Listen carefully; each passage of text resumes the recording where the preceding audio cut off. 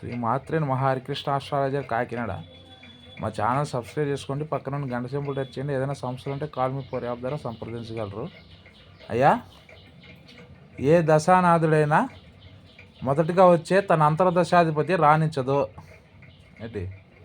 ఎందుకంటే అది ఆ గ్రహానికి దక్షిణగా ఇవ్వాల్సి ఉంటుంది. ఏంటి? చివరిగా వచ్చే అంతర్దశ దక్షిణగా స్వీకరిస్తుంది. ఏ దశనైనా అంతే. ఏంటి? మొదటగా రవి, ఈ రవిలో రవి రాణించడు. ఏంటి? తర్వాత చంద్రుడు వస్తాడు, చంద్రదశ.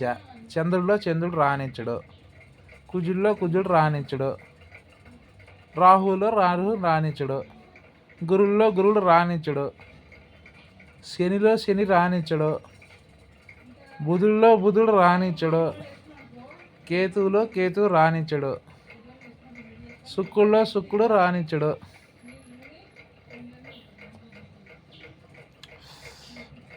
ఎందుకంటే ఏదన్నా సరే ఆ గ్రహానికి దక్షిణగా ఇవ్వాల్సి ఉంటుంది. ఆ అంతర్దశ ఆ గ్రహం ఆ పని చేయదన్నమాట. దక్షిణగా ఆ గ్రహానికి ఇచ్చేయాల్సి ఉంటుంది.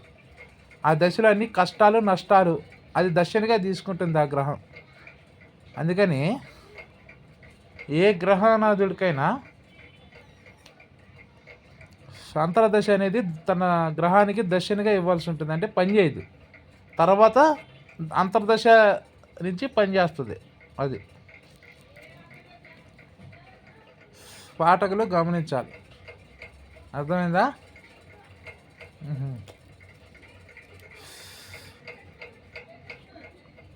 మళ్ళా తర్వాత పాఠంలో ఏంటి మనం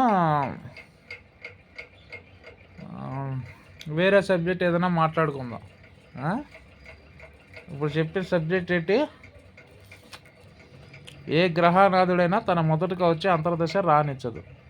అది అంటే హరికృష్ణ ఆస్ట్రాలజర్ కాకినాడ. మా ఛానల్ సబ్స్క్రైబ్ చేసుకోండి, పక్కనున్న గణ సింబల్ టచ్ చేయండి. ఏదైనా సమస్యలు ఉంటే కాల్ మీ ఫోర్ యాప్ ద్వారా సంప్రదించగలరు. శ్రీ మాత్రే.